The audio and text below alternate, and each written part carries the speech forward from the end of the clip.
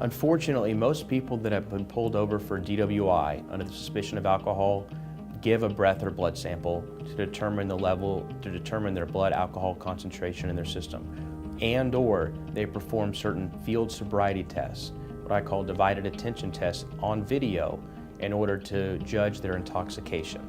The way that you can be convicted of a DWI in the state of Texas is whether or not statutorily you have a .08 or greater breath or blood sample, or you've lost the physical or mental faculties to basically capably operate your vehicle. Oftentimes clients come to us with more than a .08 breath or blood sample.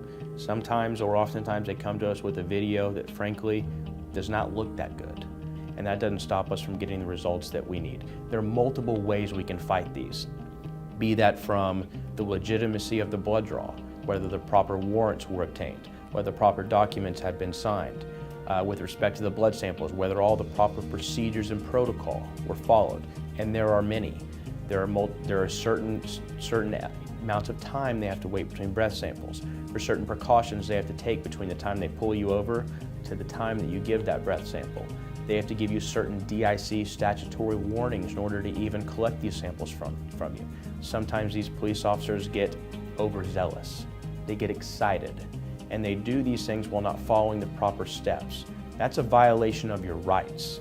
Those steps are in place in order to ensure a proper and authentic and a reliable breath or blood sample. If they mess up on any of those, it could impede your results. In addition to that, alcohol affects everybody differently and in different ways, and there are so many avenues for us to fight these. Sometimes people have injuries, or there are certain things that make them not operate appropriately when conducting a field sobriety test. Sometimes we get in there and we're able to fight videos that do not look very good when the cops tell people to walk down imaginary lines and then tell them that they stepped off of it. It sounds humorous, but it happens all the time. And just because you don't think you did so well doesn't bother us. We'll find a way to get by it, and we'll find a way to fight it. We like to try to get these things reduced and dismissed if at all possible. The last thing we want is anyone taking a DWI conviction. And the takeaway is there are multiple ways to fight this. You just need to let us do it.